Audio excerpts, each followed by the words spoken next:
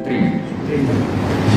Terus kata Nabi Syuaib, fa'in asmamta asron famin indik. Tapi kalau kamu menjadikan itu 10 tahun maka ya nggak apa-apa. Ada kalimat lain, wama uridu an asyukka alaik. Tapi saya tidak ingin memperberat kamu. Jika cerita Nabi Musa akhirnya mau. Terus kemudian beliau menyempurnakan sampai 10 tahun. Jadi tongkatnya Nabi Musa yang sakti itu tidak dari bapaknya tapi dari Salli wa sallim ya salam ala nabi khairil anam.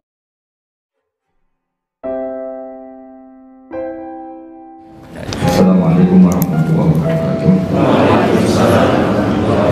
Bismillahirrahmanirrahim. Wassalatu wassalamu ala nabiyina Muhammad wa ala alihi wasallam. Bapak Rektor dan semua jajaran berbagai Universitas Islam Indonesia semua yang saya hormati. Saya mau mengkaji halaman 173 ya, 173. Tepatnya dimulai dari 173 nanti sampai beberapa halaman ke depan. Di sini dikatakan oleh Sayyidina bin Abdis Salam, jadi ada cerita. Ya saya ulang lagi ya, kelebihannya kitab ini adalah misalnya satu cerita yang linear tapi nanti menjadi kesimpulan hukum. Kita tahu Nabi Musa itu orang Israel yang hidup di Mesir. Mesir dulu bahasanya Al-Qibti, makanya sekarang jadi Egypt. Jadi kalau dulu orang Arab dulu bilang apa? Al-Qibtiyah, apa? Al-Qibtiyah. Sehingga kalau mengistilahkan di antara istrinya Nabi namanya Maria Qibtiyah, artinya berbangsa apa? Mesir. Jadi bahasa Mesir itu sebenarnya salah karena Misro itu artinya kota.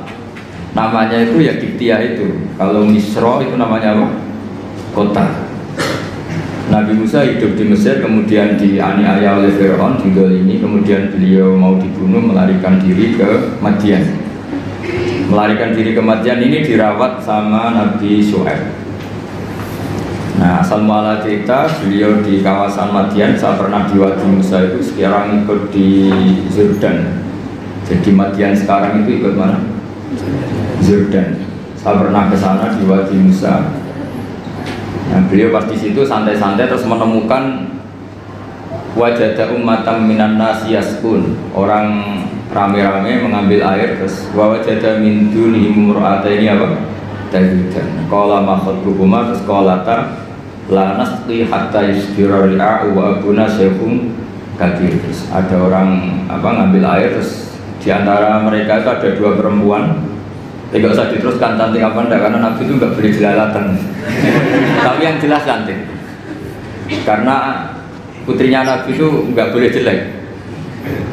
Bukan, memang gitu, Allah itu punya sunnah unik. Jadi istrinya Nabi, putrinya Nabi itu enggak boleh jelek. Karena nanti jadi ma'rodan lil taubah, jadi sasaran bulian. Jadi mulai dulu mengaturannya gitu. Enggak tahu saya bikin aturan siapa, tapi memang seperti itu. Sehingga kalau dalam tradisi kiai katanya marisi Nabi ilmunya susah, penting marisi punya istri cantik. Karena nggak ada Nabi yang istrinya jelek. Tapi kalau dosen boleh karena takdir.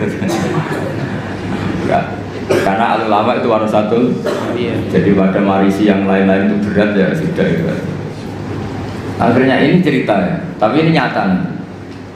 Akhirnya ditanya sama Nabi Musa, kenapa kamu tidak ikut berebut ngambil air, karena air di sana susah. Terus saya tidak bisa, kita ini perempuan, kalau berebut pasti salah. Dan kita harus kerja mengambil air sendiri karena wabuna syekhun kabir, kita punya orang tua sudah sepuh, sudah tua. Karena Nabi ini orang yang punya mukjizat, terus Nabi Musa ada batu besar gitu, cara Jawa diangkat, digerukak, cara Jawa itu diangkat, kuat terus mengeluarkan air. Akhirnya ya sudah, kamu ngambil air di sini, kata Nabi Musa. Setelah itu beliau diam di tempat itu lagi. Dua perempuan tadi pulang. Setelah pulang bilang ke abahnya, saya tadi ketemu seorang pemuda, lah ini kali ini ada katanya ganteng. Jadi ini agak karena ada Nabi, yang dua perempuan tadi ada Nabi. Jadi menyifati cowok itu, saya tadi ketemu pemuda ganteng baik. Terus sama Nabi Syuaib, sudah kamu panggil lagi. orang itu telah berjasa sama kamu, kamu panggil lagi, kita kasih sesuatu. Artinya terus ini dibabkan oleh Sayyiduddin bin Abdus Salam. Adatul akhyar, tradisi orang-orang baik itu mukafaah, memberi imbalan sama yang berbuat baik. Jadi nggak bisa kita cara Jawa modal matur nuwun itu nggak bisa. Jadi itu keliru, itu nggak modal itu. Sehingga dibabkan faslun fi mukafaatil ihsan bi mislihi au afdhalah. Jadi bab seharusnya seseorang itu membalas satu kebaikan dengan yang setara atau syukur-syukur lebih. Singkat cerita, akhirnya putrinya Nabi Syuaib kembali lagi ke Nabi Musa. Saat itu Nabi Musa sedang bertarung dengan dirinya. Beliau berdoa gini sama Allah, ya Allah, saya ini orang baik. Jadi ngaku orang baik itu boleh, asal baik betulan. Saya ini orang baik, tapi saya ini butuh sesuatu. Tapi kalau saya minta sama yang saya kasih upah itu nggak baik, karena saya nanti tidak ikhlas. Tapi nyatanya saya butuh. Pas bergumam begitu, putrinya datang terus bilang, inna abi yad'uka liyajziyaka ajra ma saqaita lana. Jadi apa? Lebih vulgar. Jadi ini tradisi Nabi sama Anda itu beda. Saya ulang lagi, ini sambil latihan bahasa Arab sama latihan filsafatnya orang-orang baik. Putrinya Nabi Syuaib itu tidak Nabi, sehingga kalau ngedikan lebih kasar. Bapak saya mengundang kamu supaya memberi opah atas apa yang pernah kamu lakukan. Jadi ada kalimat ajroma saqaita lana, pakai kata ajrun, ujur, opah. Padahal Nabi Syuaib tidak mengajarkan seperti itu. Setelah diceritain putrinya, tolong orang itu panggil, saya ingin mukafaah, saya ingin membalas jasa. Tapi oleh putrinya itu dibahasakan apa? Upah, jadi lebih kasar. Terus singkat cerita, Nabi Musa ikut pulang karena beliau nggak tahu jalannya, beliau di belakang. Kata cerita itu entah kena angin entah apa, yang saya tidak pakai celana, mungkin pakai maxi atau pakai rok itu. Agak terbuka sedikit karena Nabi itu ya Nabi betul memang. Sudah, Mbak, kamu jalan di belakang, nanti jalannya kamu yang mandu. Kalau saya di belakang kamu nanti tahu macam-macam. Akhirnya Nabi Musa di depan, yang putrinya Nabi Syuaib di belakang. Terus kalau kanan kirinya dipandu, ayo kiri kanan gitu, sokonya gitu. Singkat cerita sampai di rumah sudah dihidangkan makanan yang lezat, yang mewah. Terus kata Nabi Musa, kita ini inna ahla baitin, kita ini dari keluarga terhormat yang nggak terlintas dapat balasan atas semua kebaikan yang kita lakukan. Jadi mukadimahnya sudah keren. Kita ini satu keluarga punya tradisi kalau melakukan kebaikan itu nggak ingin dapat apa? Balasan. Kata Nabi Syuaib, kita dari satu keluarga yang kalau ada orang berbuat baik itu orang matur nuwun tapi menjamu. Pokoknya adu tradisi besar yang luhur tentu. Terus Nabi Musa dipaksa harus mau ikut apa? Makan jamuan. Yang mulai usir putrinya Nabi Syuaib tadi. Kata Nabi, putrinya Nabi Syuaib muji-muji bahwa pemuda ini qawiyyun amin, orang yang kuat karena bisa ngangkat batu besar, aminun terpercaya karena harusnya bisa melihat entah apa, entah tumit, entah apa. Itu sudah satu kemewahan. Kalau di Arab melihat gitu tuh kemewahan. Kalau di Indonesia kan enggak, karena banyak pakai celana pendek. Jadi itu kalau di Arab, sampai orang Arab itu kalau melihat resepsi itu senang. Padahal orangnya cadaran itu kadang hanya melihat tumit itu sudah mewahnya, bukan main.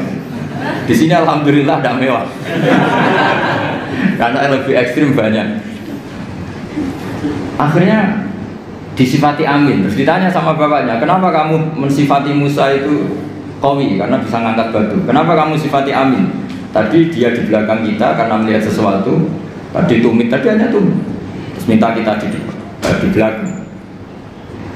Karena Nabi Syuaib tahu arahnya putrinya itu senang, terus masyhur itu. Terus Nabi Syuaib ngendikan, inni uridu an unkihaka iftabnataya hataini ala antajurani samanya hijat. Saya ingin menikahkan kamu dengan salah satu putri saya. Tapi syaratnya kamu harus mengkhidmati saya, bekerja di sini minimal 8 tahun. Karena Nabi Syuaib itu pedagang, jadi kalau gratisan nggak mau. Jadi Nabi Syuaib itu ya unik. Beliau Nabi yang besar karena dagang. Makanya masyhur setiap Nabi Syuaib yang diperingatkan ke kaumnya apa? Auful mikyala wal mizana wala tabkhusun nasa asya'u. Jadi Ini bagian dari ulumul Quran. Jadi Nabi itu kelihatan polanya. Kalau beliau ngendikan perdagangan berarti beliau ditakdir profesinya itu dagang. Sehingga Nabi Syuaib itu setiap diceritakan Quran pasti yang diceritakan itu ngendikan beliau auful mikyala wal mizana wala taqwasun nasa asya. Akhirnya terus di situ jadi ketentuan fikih bahwa maharnya perempuan itu tidak harus berupa materi tapi boleh profesi. Jadi Nabi Musa itu tidak punya uang karena dia posisi orang pelarian ya dari Fir'aun. Tapi beliau sanggup jadi karyawannya Nabi Syuaib berapa? 8 tahun. Imbalan dapat putrinya. Terus kata Nabi Syuaib, fa'in asmamta asron famin indik. Tapi kalau kamu menjadikan itu 10 tahun maka ya nggak apa-apa. Ada kalimat lain, wama uridu an asyukko alaih. Tapi saya tidak ingin memperberat kamu. Jika cerita Nabi Musa akhirnya mau. Terus kemudian beliau menyempurnakan sampai 10 tahun. Terus oleh Nabi Syuaib itu dikasih tongkat. Jadi tongkatnya Nabi Musa yang sakti itu tidak dari bapaknya tapi dari mertuanya. Makanya terus sekarang banyak mantu yang ngincer warisan mertua itu. Itu ya agak ada sejarahnya. Jadi kadang-kadang mantu itu sopan itu harus dicurigai. Kan biasanya orang-orang sukses itu anaknya di Jakarta di mana-mana ada satu mantu di rumah. Itu kadang modal balsem dapat warisan. Jadi kalau mertuanya sakit itu dikasih balsem, salon pas, kelihatan peduli sudah akhirnya dapat warisan sama induk. Itu tidak tahu itu haram apa enggak, kayaknya haram itu karena trik itu kategorinya itu. Karena dalam faraid itu mantu enggak termasuk ahli waris. Ngomong enggak kanggu kalau dalam faraid mantu itu orang enggak kanggu. Tapi ada sejarahnya mantu dapat apa? Tongkat sakti. Tapi intinya yang jasa besar Izzuddin bin Abi Salam adalah satu tarikh, satu manaqib itu menjadi hukum fikih. Itu kelebihan Izzuddin bin Abi Salam. Sehingga beliau itu semua cerita yang kelihatannya biasa saja, beliau tahu kalau itu menjadi ahkam fikih. Dan di sini betul yang dikatakan ulama di Quran ada 1000 hukum, 1000 cerita, 1000 pelajaran, 1000. Itu sebagian besar itu bukan langsung bahasa hukum kayak di kanon-kanon ilmiah itu enggak ya, memang bahasanya cerita biasa. Tapi di situ akan menjadi satu pelajaran betapa pentingnya seseorang peduli sama perempuan. Buktinya Nabi Musa tadi langsung peduli sama perempuan. Betapa pentingnya satu peradaban. Kalau lelaki jalan sama perempuan, sebaiknya perempuan yang di belakang, lelakinya yang di depan. Padahal di kondisi yang seharusnya perempuan di depan karena ini yang tahu jalan. Terus betapa pentingnya mukafa'ah, kalau ada kebaikan harus dibalas dengan kebaikan, tidak gratisan. Terus betapa pentingnya tradisi besar. Kata Nabi Musa, kita ini dari keluarga yang punya tradisi. Kalau berbuat baik itu tidak minta imbalan, juga ada ingin dapat imbalan. Nabi Syuaib membalas kita juga dari keluarga besar yang tidak ingin ada orang berbuat baik kemudian tidak dibalas. Itu kan luar biasa. Itu kalau di tradisi saya, keluarga kiai itu ya memang harus seperti itu. Kalau ngajar ya ngajar saja. Saya itu tidak pernah kepikiran di UI, di Wongke atau di masyarakat. Ya kalau ngajar ya ngajar saja. Sehingga dalam tradisi ilmu tasawuf itu kalau sholat ya sholat saja. Kriminal besar kalau dalam ilmu tasawuf orang sholat ingin masuk surga itu kriminal besar itu kalau dalam ilmu tasawuf. Makanya masyhur itu kan Nabi Isa disuruh sama Allah, kamu sana ke gunung sana. Pertama ketemu masyarakat yang sholat terus ibadah terus sampai kurus semua.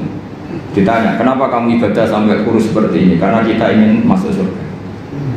Terus kata Nabi Isa, ibadah itu tujar, ini ibadahnya pedagang. Kalau melakukan sesuatu harus dapat laba. Komentari ibadah itu tujar. Terus jalan lagi ketemu orang yang sama, yang kurus, yang ibadah terus. Ditanya, kenapa kamu ibadah terus? Kita takut neraka. Kata Nabi Isa, ibadatul ubad, ini ibadahnya para budak. Jadi melakukan pekerjaan karena ketakutan, jamu majikan, jamu rektor, jamu pimpinan itu namanya ubad, itu budak. Takut ditegur dosen, ditegur atasan. Terus kelompok ketiga, itu orangnya happy. Coro Jawa itu badannya klemis, klemis itu nyaman. Air mukanya ya nyaman, fisiknya ya nyaman, terus ibadah ya nyaman. Ditanya, kenapa kamu nyembah sama Allah? Karena rindu, karena senang. Terus Nabi Isa ikut gabungnya gitu. ibadatul muhibbin, ibadahnya orang yang mencintai